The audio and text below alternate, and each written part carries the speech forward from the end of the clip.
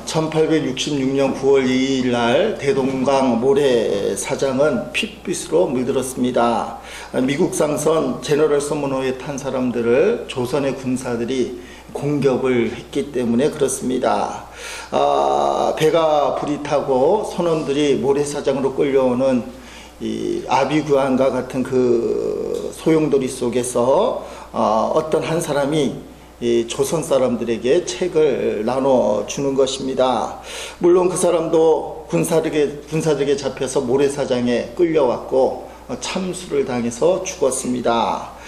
저녁 하늘이 붉게 물들어가는 시간에 대동강 모래사장을 붉게 물들인 27살의 영국 청년이 죽었지요.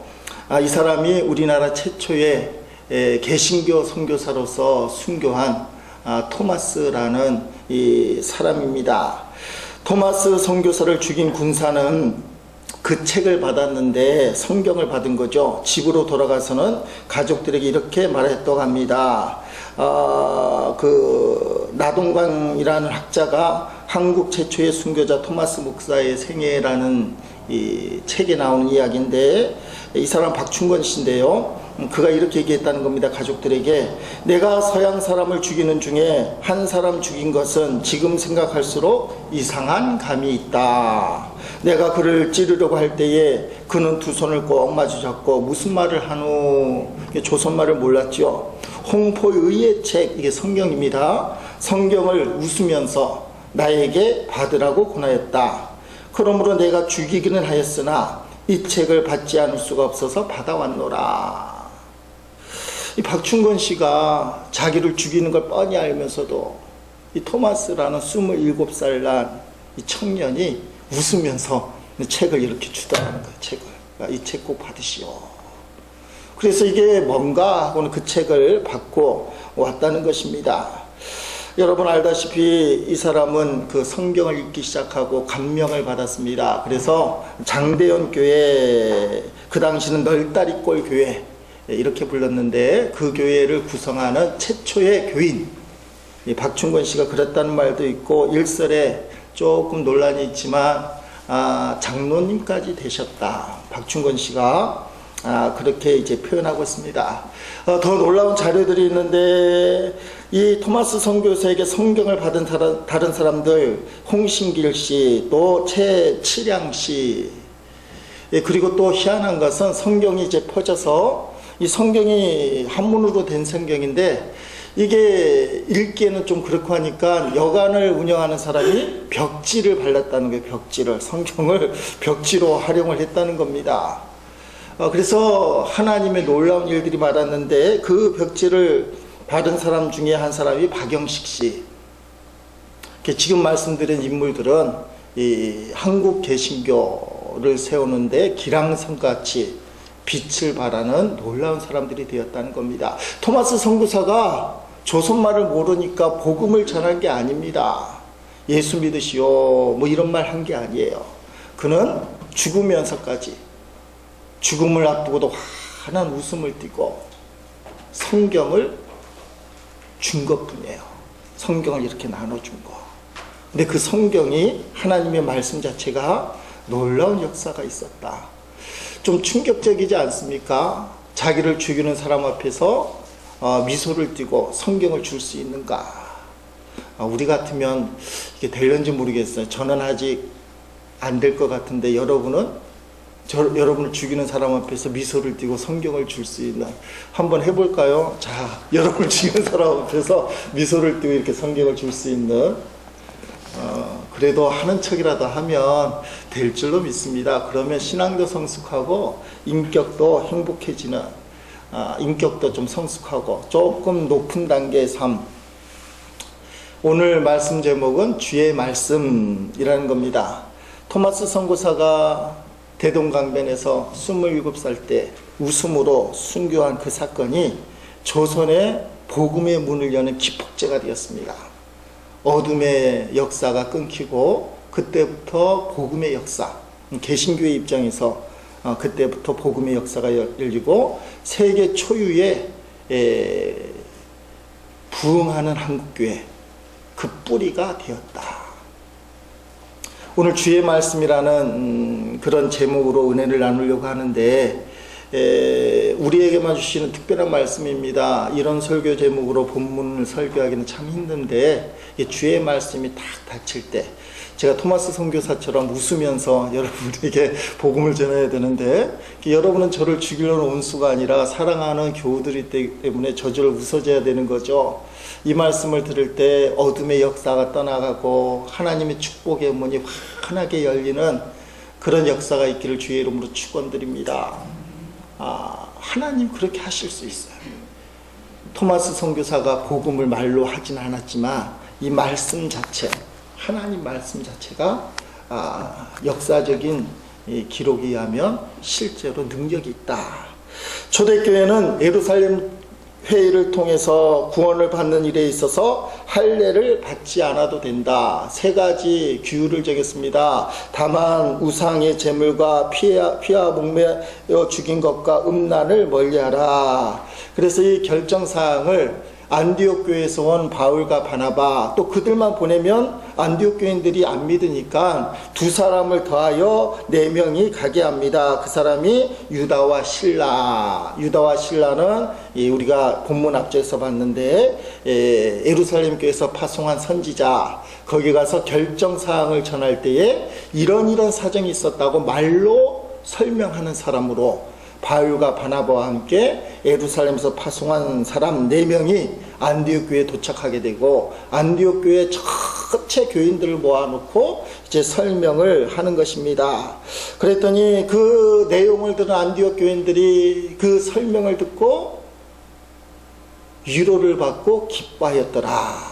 그렇게 성경은 말씀하고 있습니다. 31절에 위로한 말을 기뻐하였더라. 여기 위로 32절에 권면 이런 말씀은 원어로 보면 다 똑같은 말이에요. 권면, 위로 내용은 같은데 한글 성경에서 좀 다르죠. 왜 이게 기쁨이 되었느냐? 구원받는 일에는 오직 예수님만 믿으면 된다는 아주 간결한 이 믿음이 증명된 것이 기뻤습니다. 그렇잖아요. 꼭 할례를 받아야만 구원받는다는 것은 성경적이지 않은데, 예수님이 원하지 않는데 당연히 할례를 안 받아도 구원을 받는다. 그러면서도 우리가 꼭 기억해야 될 것은 상대방을 품어주기 위한 3가지 규율도 기뻐했다는 거예요. 성경에 쓸데없이 3가지 규율을 왜 정했을까 이렇게 질문하는 사람이 없이 할례파들이 주장하는 입장을 세워주기 위하여 교회가 이 3가지 정도는 할례는 아니지만 지켜줘야 된다. 그것에 대해서 기쁨이 되었다. 위로가 되었다. 그렇게 말씀하고 있습니다. 교회의 결정사항에 대하여 기쁨이 되었다. 여러분, 이것이 우리가 본문에서 살필 수 있는 첫 번째 주의 말씀. 예루살렘 교회가 결정한 내용을 기쁨으로, 하나님 말씀으로, 주의 말씀으로 받았다. 우리가 그렇게 볼 수 있습니다. 여러분, 성경 자체는 아니에요. 예루살렘 회의에서 결정한 게 성경에 있는 말씀 자체는 아니지만 성경에 근거한 결의사항, 이 3가지 사항에 대해서 기쁨으로 여길 수 있는 마음. 여러분, 성경에는, 우리가 믿는 신앙 고백에는 성경을 직접 언급되지 않는 고백들이 많습니다. 예를 들면 사도신경 같은 거, 또 교리 같은 거, 성경에 직접적인 언급은 없어요. 그렇지만 우리가 이단을 결정하는 중요한 잣대 중에 하나가 사도신경이에요. 사도신경. 그래서 사도신경을 통해서 저 사람의 신앙 고백이 기독교적인가 아니면 기독교적이지 않은가, 그렇게 우리가 이야기하는 것입니다. 여러분, 지금 이 시간에는 우리가 목사를 통해서 설교를 듣는데 나에게 주시는 말씀을 찾는 것, 이게 중요해요. 아마 좀 성깔 있는 교인들이 초대교회에 앉아 있었다면 복음만 있으면 되지 뭐 3가지 규율을 꼭 지켜야 되나. 근데 초대교회는 그것도 하나님의 뜻인 줄 알았어요. 믿음으로 받아들인 것이 기쁨이다. 이게 신앙의 영적 열쇠입니다. 내가 원하지 않는 결정이 됐음에도 불구하고 하나님의 뜻이 있겠다. 어떤 믿음이 좋은 부인이 있었습니다. 그런데 이 부인의 남편이 교회를 안 나가는 거예요. 얼마나 강팍한지 사정을 해도 안 나가는 겁니다. 그런데 이 부인이 아마 권사님쯤 되셨을 거예요. 하나님 앞에 매달리고 기도하다가 남편을 탁 전도하니까 어느 날인가 남편이 교회를 같이 가주겠다는 겁니다. 딱 한 번만. 이번 딱 한 번만 교회 가줄 테니 다음부터는 귀찮게 하지 마라. 그래서 그날 이 권사님 부인이 너무 깊어갖고 남편을 모신다는 말이 맞죠. 그전에는 데리고 다녔지만 모셔서 교회에 딱 참석을 했어요. 그런데 목사님 설교 본문이 창세기 5장 말씀. 창세기 5장에는 아돔의 후손들이 이름이 장나열이 나고 낳고 죽고 이런 내용들이 가득 차 있는 거예요. 아니 그게 이 권사님이 앉아보니까 아니 목사님이 하필이면 우리 남편이 교회 나오는 날 창세기 5장을 본문으로 해서 왜 설교를 하실까? 설교 시간 내내 이게 신경이 쓰여서 좀 감정이 상해서 왜 하필이면 창세기 5장 사람 이름도 헷갈리는 그 사람 이름을 부르면서 이 사람이 낳고 죽고 이게 도대체 무슨 은혜가 될까? 남편이 이날 교회 나왔는데 왜 꼭 목사님은 꼭 이날에 저런 본문을 갖고 설교를 할까? 자기도 답답한 마음에 남편 잘못 데려왔다 생각을 한 거죠. 그래서 실망하고 집으로 돌아갔습니다. 근데 다음 주일날 되니까 남편이 옷을 챙겨 입는 거예요. 그러면서 하는 말이 자 오늘도 교회 가자 그러는 거예요. 그래서 권사님이 너무 깜짝 놀란 거예요. 아니 지난 주일날 그 설교 본문 때문에 아마 마음이 콱 다쳤을 텐데 웬일이냐, 도대체 당신이 무슨 마음으로 교회를 가려고 하느냐 물어봤어요. 그랬더니 남편 하는 말이 지난 주일날 목사님 설교를 들으면서 무진장 은혜를 받았다. 깨달음이 있었다. 아니 그거 갖고 도대체 어떤 은혜를 받았고 어떤 깨달음이 있었느냐. 목사님이 설교 중에 낳고 죽고 하도 그 얘기를 하는데 처음에는 그게 답답하게 들리다가 갑자기 그런 마음이 들어요. 어차피 낳고 죽는 인생 난 도대체 뭐하며 살았나.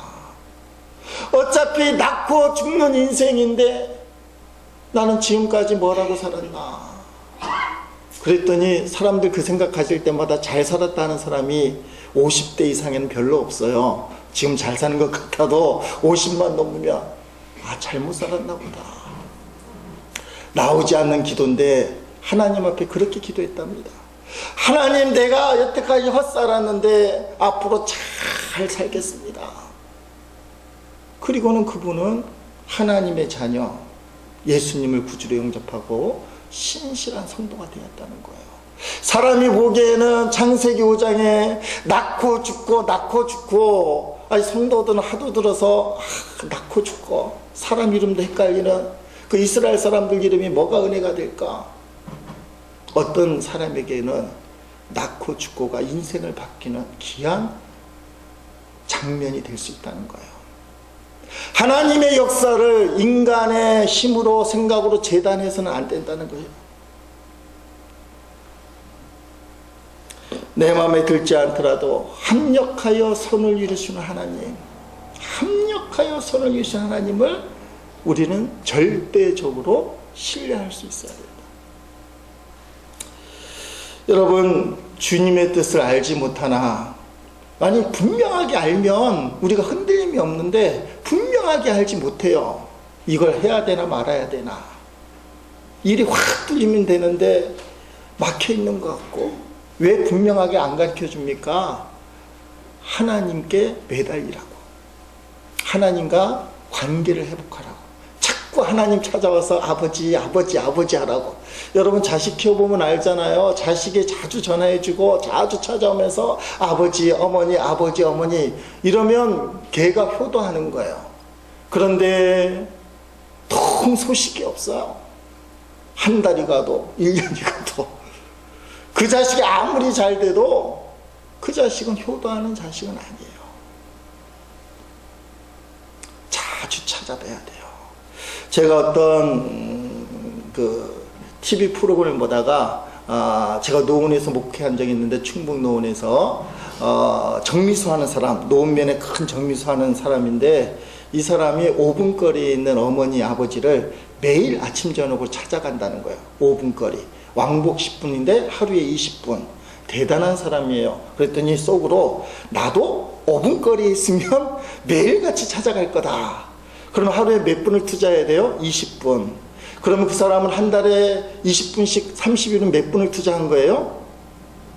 곱하기 하면 600분. 한 달에 10시간을 투자해요. 저는 부모님이 돌아가셨으니까 처가댁이 여수인데 밟으면 2시간이면 갔다. 왕복 몇 시간이에요? 4시간. 근데 나는 한 달에 4시간을 투자한다, 안 한다? 안 해요. 실제로는 5분 거리에 있으면 매일 나도 갈 수 있다 했지만 나는 못하고 있어요. 5분 거리 왕복 10분인데 하루에 20분을 투자하면서, 나도 5분 거리에 부모님 계시면 매일같이 갔다 와야지. 아침 저녁으로, 아침에 씻겨드리고 저녁에 문안하고. 마음은 그렇게 하는데 실제 삶은 안 가요. 한 달에 5시간. 여수 처가댁 찾아오는 게 뭐 반년에 한 번이면 겨우 6개월에 5시간 투자하는 거예요. 말은 뭐라고 하느냐? 멀기 때문에, 나도 5분 거리에 있으면 하지만 멀기 때문에. 이게 개뿔이에요.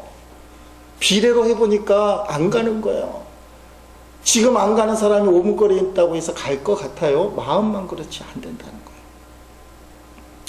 여러분도 계산해 보십시오. 나도 5분 거리에 있으면 잘 찾아가서 문안 인사 드릴 수 있다. 한번 계산해 보세요. 내가 부모님 찾아가는데 몇 시간, 뭐 서울 같은 데는 5시간 걸리면 왕복 10시간인데, 왕복 10시간, 그 사람 한 달 투자하는 시간하고 비슷해요. 자, 하나님이 우리에게 원하는 게 뭐냐? 자꾸 만나는 거예요. 하나님 자꾸 만나는 거. 그래야 하나님의 뜻을 가르쳐 주셔요. 그래서 주의 말씀을 드릴 때 우리 하나님의 뜻을 알게 되고 갈 길을 가게 된다는 것입니다. 첫 번째 주의 말씀은 예루살렘 회의의 결정을 기쁘게 여겼다. 3가지 혹이 붙었지만 이 혹도 기쁘게 여겼다. 하나님의 뜻이기 때문에. 두 번째 하는 주의 말씀은 유다와 신라가 전한 여러 말입니다. 32절에 나오는데요. 여러 말로 형제를 권면하였다. 그래서 굳게 세웠다. 성경에 그렇게 되어 있습니다. 자, 유다가 신라가 예루살렘 교회에서 명을 받은 게 안디옥 교회에 가서 설명을 해줘라. 바울과 바나바는 유대한 사도들이지만 안디옥 출신이니까, 안디옥 출신이 안디옥 사람들에게 설명을 하면 좀 주관적인 것으로 잘못 판단할 수 있으니까 니네가 가서 설명을 해주라. 그것이 바로 이들의 사명이었습니다. 자, 그들이 성경에는 안 나왔지만 어떤 말들을 했을까? 유다와 신라가 한 말이 첫 번째 예루살렘 회의를 그대로 얘기했을까? 어떤 얘기입니까? 베드로가 일어나서 막 설명을 한 거예요. 베드로 설명의 핵심은 사도행전 15장 11절에 있습니다. 11절에 보면 이렇게 나왔죠. 그러나 우리는 그들이 우리와 동일하게 주 예수의 은혜로 구원받는 줄을 믿노라 하니라. 할례 받지 않고도 주 예수의 은혜로 예수님만 믿으면 구원을 받는다. 이걸 설명을 해줬을 거예요. 베드로가 그때 벌떡 일어나서 이 설명을 했습니다. 그랬더니 또 한 명의 위대한 초대교회 지도자 예수님의 형제 야고보가 일어나서 이렇게 마무리를 지었습니다. 그것도 15장 17절 18절에 야고보 사도가 마무리 짓는 이야기, 그것을 전해줬을 거예요. 유다와 신라가 이 말을 했을 것입니다. 이는 그 남은 사람들과 내 이름으로 일컬음을 받는 모든 이방인들로 주를 찾게 하려 함이라 하셨으니, 즉 예로부터 이것을 알게 하시는 주의 말씀이라 함과 같으니라. 아멘. 예로부터 내려온 주의 말씀, 아모스 말씀을 인용하는데 모든 사람이 주님을 찾게 만드는 것이 주님의 일이다. 그런데 너희는 이방인들을 괴롭히지 마라. 할례를 받으라고 괴롭히지 말라. 이 말을 유다와 신라가 메시지를 전했다는 겁니다. 여러분, 주님의 말씀을 붙들고 설명해 주는 것, 그것이 교회를 든든히 서게 하는 기초가 되었다. 왜 그렇습니까? 이 당시는 성경이 없어요. 성경이 없기 때문에 어떻게 이런 결정이 되었는지를 가서 이야기를 해줘야만 돼요. 성경이 없기 때문에 들어야 되잖아요. 모든 사람들을 모아놓고 안디옥 교인들을 모아놓고 이야기를 해줘야 돼요. 그러나 지금 우리에게는 이 성경이 있습니다. 성경. 그러니까 우리는 개인적으로도 주의 말씀을 들을 수가 있어요. 유다와 실라가 했던 말이 이 성경이 기록되어 있다는 겁니다. 그때는 성경이 없어서 사람이 구전으로 전해줘야 되지만 지금은 성경을 통해서 주의 말씀을 생생하게 들을 수 있다. 전설적인 이야기예요. 극동방송에 내려오는 아주 전설적인 이야기인데 지금 중국이 세계를 장악하려고 하고 있잖아요. 이 중국이 중공으로 불리던 시대, 중공으로 불리던 시대가 있습니다. 공산당 중국이죠. 그래서 모택동이 다스리던 시대, 그런 시대에 있었던 이야기예요. 서울 극동방송에 한 통의 편지가 왔습니다. 중국 성도가 보낸 편지예요.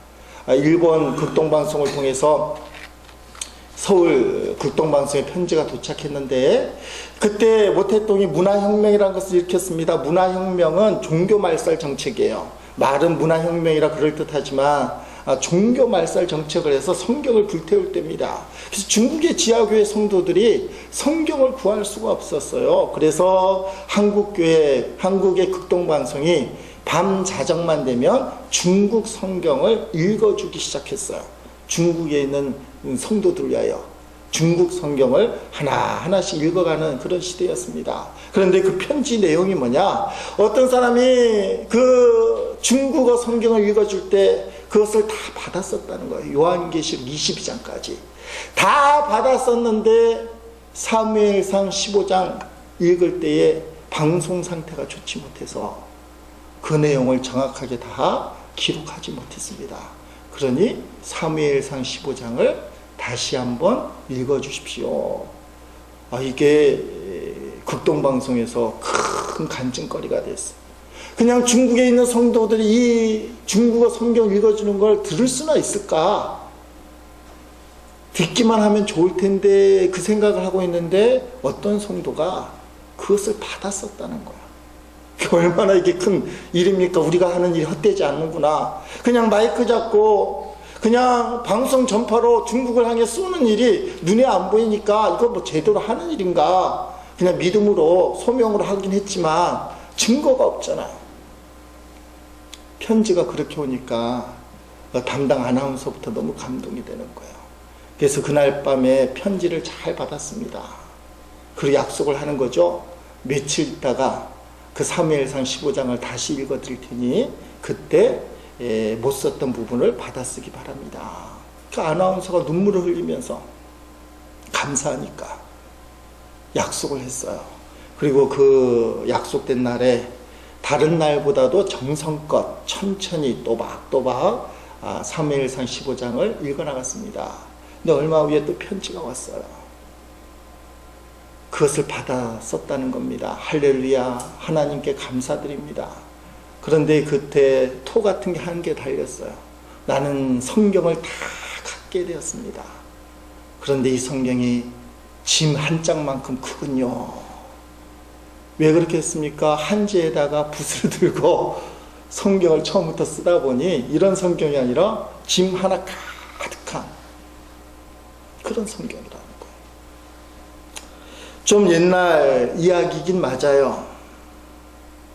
어떤 사람들에게는 이 성경이 없어서 붓으로 필사를 하면서까지 성경을 갖고 싶어하는 사람들도 있다는 겁니다. 여러분, 성경을 읽으면 예수님을 만나게 돼요. 우리가 예수님을 사랑하기 때문에 지금 예배도 드리고 기도도 하고 전도도 하고 하나님을 향한 열심을 내는 거예요. 찬양도 할 수 있는 것입니다.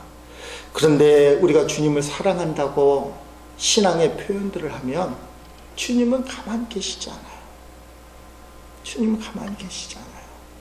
우리에게 말씀을 해주셔요. 어떤 말씀을 해주실까요? 찬양기 252번에 우리가 잘 아는 찬양 아닙니까? 사랑합니다 나의 예수님. 거기 보니까 한번 찬양해 보겠습니다. 사랑합니다 나의 예수님, 사랑합니다 아주 많이요. 사랑합니다 나의 예수님,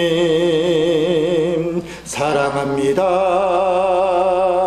그것뿐이에요. 사랑한다 하더라, 사랑한다 하더라. 내가 너를 잘 아노라, 내가 너를 잘 아노라. 사랑한다 내 딸아, 사랑한다 내 딸. 내게 축복 더하노라, 내게 축복 더하. 사랑한다, 자기 이름 넣어봅니다. 사랑한다 우제야, 내가 너를 잘 아노라. 사랑한다 우제야, 내게 축복 더하노라. 아멘. 성도들이 말입니다, 주님이 내 마음을 알아주신다는 것을 느끼면 전지전능하신 하나님이 어떻게 하실까를 알고 있어요. 십자가에서 희생을 하고 우리를 얻으신 하나님 아버지, 죽음의 권세를 깨뜨리신 그 하나님 아버지가 내 마음을 알아주시면 이제 끝이 나는 거죠. 우리 인생이 아침 한개 눈앞 가리듯이 어떻게 갈 바를 몰라 헤맬 때에도 주님이 내 마음을 알아주시면 우리에게 길을 열어주십니다. 이 음성은 언제 듣느냐 이 말이에요. 주의 말씀을 통해서. 우리가 나를 사랑한다는 말씀, 내가 너를 잘한다는 말씀을 들을 수 있다. 여러분, 말씀을 통해 주님을 만날 때 우리의 삶이 변화가 일어나요. 여러분의 상식을 뛰어넘는 하나님의 역사, 예수님의 역사를 우리는 체험할 수 있어요. 그 사랑한다는 고백을 해야 돼요. 예배를 드리고 기도도 하고 찬양도 하고 말씀도 보고. 이찬수 목사님이 지난주에 설교 중에 이런 이야기를 했습니다. 당신네 교회 성도 중에 정신과 의사가 있는데 이 사람이 어떤 글을 올렸나 봐요. 어디서 글을 인용했는지는 얘기를 안 하는데 보통 이메일, 당신네 교회 게시판, 그런데 이제 이찬수 목사님 설교를 많이 들으시니까 이번 주에 방송이 될 겁니다. 근데 근거를 말하지 않아요. 그 부분을 그대로 인용하는데 저도 그대로 한번 인용해 보겠습니다. 짧게 저의 간증을 하자면 정신과 의사 간증입니다. 저를 낳고 얼마 후 아버지가 해외 파견 근무를 떠나시고 어머니는 공황장애라는 병을 얻으셨습니다. 이 병을 통해 어머니는 교회를 나가게 되셨고 하나님을 만나 치유를 얻게 되었습니다. 저도 돌이켜보면 초등학교 고학년쯤에 우울증 증상이 있었습니다. 어린 나이였지만 죽음을 생각하기도 했었지요. 저 또한 예수 그리스도를 통해 구원의 확신을 얻게 되면서 치유를 받았습니다. 그리고 마음의 병을 얻는 사람들을 도와주고 싶은 마음으로 정신과 의사가 되었습니다. 사실 저와 어머니는 예수님을 통해 치유받았습니다. 그러나 지금 정신과 의사인 저는 저를 찾아오는 환자들에게 상담치료, 약물치료 등등의 여러가지 치료법을 소개합니다. 이번 주 설교 말씀을 들으며 대학교 다닐 때의 일이 생각났습니다. 어느 날 예배 가운데 성령 충만을 받고 나니 마음이 기쁨이 넘치는 것입니다. 기쁨을 얻는데 의사도 필요가 없었습니다. 예수님만이 참 기쁨이셨지요. 종교와 정신과 의사는 우울증을 효과적으로 치유할 수가 있습니다. 그런데 신기하게도 병원 치료보다는 종교의 의지에 치료할 경우 회복 속도가 훨씬 더 빨랐다고 합니다. 이것은 정신과 교과서에 수록되어 있는 내용입니다. 그 내용 이렇게 인용을 했습니다. 공황장애 걸렸던 어머니, 우울증 걸렸던 자기 초등학교 어린 시절에 예수 믿고 치유받았다. 근데 이것이 정신과 의사가 되고 나니까 정신과학 체계, 교과서에 기록이 되어 있다는 거예요. 의사도 치료하고 종교도 치료하는데 과학책에는 종교라고 되어 있어요. 우리식으로 얘기하면 예수님, 믿음이라고 얘기하죠. 둘 다 치료는 가능한데 누가 훨씬 더 효과적으로 정확하게 치료하느냐. 그 과학자들이 연구한 것입니다. 신앙이 더 빠르고 정확하게 치료하더라. 여러분, 우리가 예수님을 어떻게 만나느냐? 주의 말씀을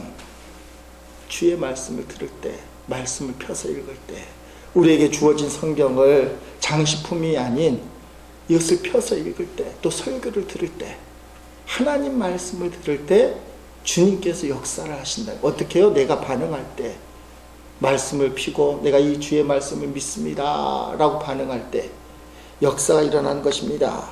자, 세 번째 주의 말씀을 볼 수 있는데 35절에 나와 있는 바울과 바나바가 전한 말씀, 35절에 뭐라고 되어 있습니까? 바울과 바나바는 안디옥에서 유하며 수다한 다른 사람들과 함께 주의 말씀을 가르치며 전파하니라며. 당연히 바울과 바나바는 복음을 전파하는 것이죠. 이 복음이라는 것은 예수 그리스도를 가르치는 겁니다. 예수 그리스도를 의미하는데 복음을 전파하고 가르쳤다. 성도가 나눌 수 있는 최고의 가치가 무엇인가? 예수 그리스도다. 이거 기억해야 돼요. 내가 자녀에게 해줄 수 있는 최고의 유산이 뭐냐? 수억의 재산을 주는 것보다도 예수 그리스도를 유산으로 남기는 것이 더 가치 있는 일이다. 내가 불쌍하고 어려운 사람들에게 베풀 수 있는 최고의 가치가 뭐냐?